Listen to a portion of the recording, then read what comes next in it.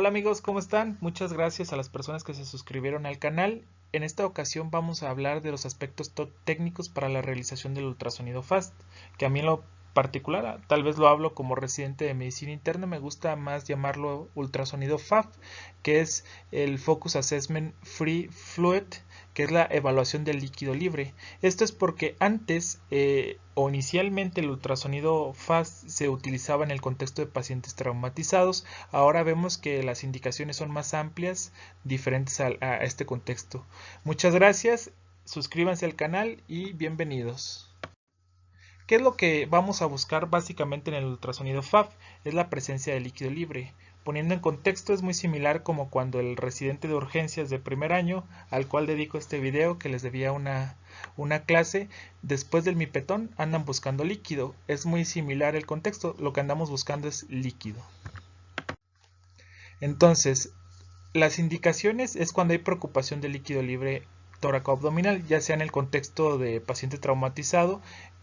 La mayoría de los nuevos protocolos de ultrasonido incluyen en pacientes chocados la evaluación del ultrasonido FAST, puesto que nos puede dar una etiología. Además, en la sospecha de una sepsis en el cual el origen no sea claro, puede ser de utilidad, y cuando se sospecha que esa sepsis tenga un origen a nivel renal, vesical o de la vesícula biliar, puede ser de gran utilidad. Incluso nos puede dar una pista en catástrofes abdominales como la ruptura de un aneurisma aórtico. Un aspecto técnico básico es que el tipo de transductor que utilizamos en el ultrasonido FAF es el transductor convexo o curvilíneo. Es un transductor que tiene una frecuencia de 1 a 5 MHz y como su característica nos permite valorar estructuras profundas. Si bien tiene menor resolución que el transductor lineal, este es apto para la evaluación abdominal debido a que permite la valoración de estructuras profundas. Son 4 ventanas que tenemos que tomar en cuenta en el ultrasonido FAST. La ventana del cuadrante superior derecho, la ventana de subxifoidea, ventana del cuadrante superior izquierdo y el hueco pélvico. Y son 10 espacios potenciales que iremos describiendo conforme vayamos describiendo cada ventana. La primera ventana a evaluar es el cuadrante superior derecho. Los aspectos técnicos son: colocamos el transductor a la altura de la línea axilar media y trazamos una línea por debajo de la apófisis sifoides. Entre la intersección de ambas líneas se coloca el transductor. La muesca del transductor, que debe coincidir con la marca hacia el lado izquierdo, debe de colocarse hacia cefálico del paciente. Una vez que se coloca ahí, para evitar las costillas y que no la sombra acústica de las costillas no impidan la visualización adecuada de los espacios, el transductor se inclina ligeramente hacia posterior en dirección hacia la axila. ¿Qué es lo que vamos a observar en el cuadrante superior izquierdo en condiciones normales? Observamos el hígado, que es homogéneo, el riñón, que es un hipoecogénico con respecto al hígado, un espacio potencial entre ambos, que es ecogénico, que se conoce como espacio hepatorrenal o bolsa de Morrison. Observamos el diafragma, que es una línea ecogénica curva, y cefálico hacia él, en la parte derecha de la imagen observamos el espacio pleural. Y dentro de ellos observamos varios potenciales espacios. El primero, como vemos aquí en la flecha, es el espacio de Morrison, que es el lugar más sensible para la búsqueda de líquido. Incluso cuando el líquido es poco, podemos hacer maniobra de Trendelenburg para colocar al paciente, y eso aumenta la posibilidad de poder visualizar líquido libre en esta región. ¿Qué más espacios encontramos? El espacio pleural, que se encuentra cefálico hacia el diafragma. El espacio subfrénico, que es el espacio entre el diafragma y el hígado. Cuando colocamos el transductor y solo observamos el riñón, la maniobra para poder ver la interfaz hígado-riñón es desplazar hacia cefálico el transductor. Si solo observamos el hígado pero no observamos el riñón, la maniobra para poder visualizarlo es abanicar hacia posterior el transductor. ¿Cómo se observa el líquido libre en el cuadrante superior derecho? El líquido libre es una banda triangular con bordes agudos, anecoica, que separa la interfaz entre el hígado y el riñón, en este caso en el espacio de Morrison, como lo observamos aquí. En la imagen del lado derecho observamos líquido libre más hacia el polo inferior del riñón. Como veremos en el siguiente video, es importante que cuando estemos evaluando el cuadrante superior izquierdo no solo veamos la interfaz hígado-riñón, sino que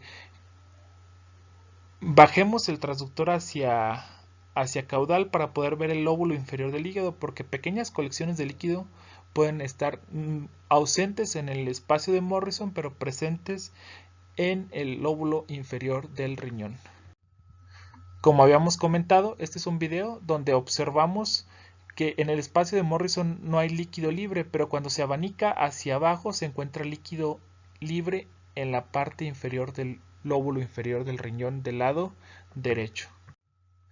Ahora valoraremos el cuadrante superior izquierdo. Hay varias consideraciones anatómicas que tenemos que tomar en cuenta. Primero, el riñón del lado izquierdo se encuentra más superior, puesto que no existe la masa del hígado en el lado izquierdo que hace que se encuentre más inferior. Entonces el riñón del lado izquierdo, por el vaso tan pequeño, se encuentra más superior y posterior que el del lado derecho. Por eso colocamos el transductor en la línea axilar posterior. En el cuadrante superior derecho era en la línea axilar media. En este caso aquí va a ser en la línea axilar posterior. Igual se traza una línea por debajo de la apófisis sifoides, y como los riñones se encuentran en un plano coronal oblicuos, o sea van de atrás hacia adelante, se tiene que dirigir el transductor ligeramente hacia posterior. ¿Qué es lo que y al igual que en el cuadrante superior derecho, la muesca del transductor debe de ir hacia cefálico del paciente. ¿Qué es lo que observamos en el cuadrante superior izquierdo? Observamos el vaso, el riñón y el espacio potencial comprendido entre los dos, que es el espacio espleno-renal, usualmente el riñón más hipoecogénico con respecto al vaso. Observamos el diafragma y vemos los espacios potenciales que se encuentran entre ellos. El espacio pleural por arriba del diafragma, el espacio subfrénico entre el diafragma y el vaso. ¿Sale?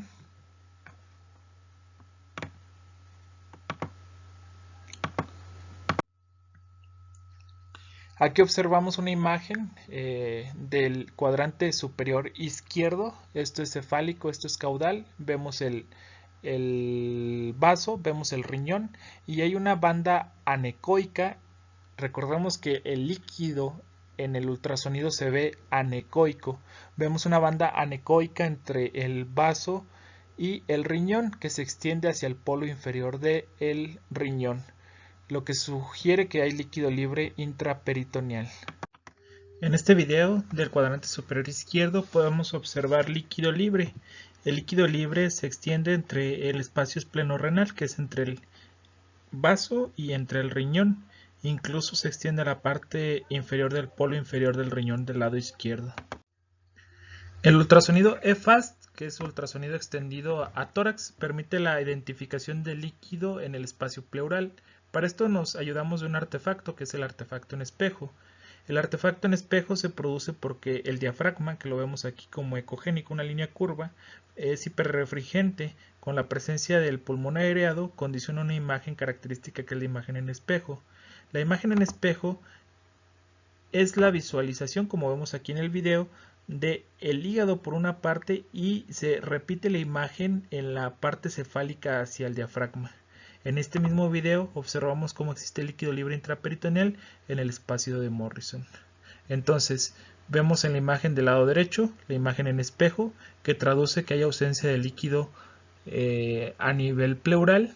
Vemos el hígado, vemos el riñón y líquido libre.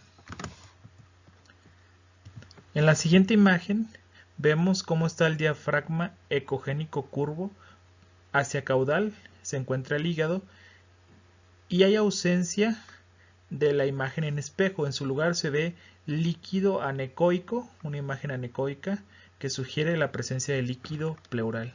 Si fuera un paciente traumatizado, estaríamos en el contexto de un hemotórax. Si no, en un paciente no traumatizado, la presencia de derrame pleural. Tal y como lo observamos en la imagen del lado derecho, se pierde la imagen en espejo y en su defecto encontramos una imagen anecoica sugestiva de líquido pleural.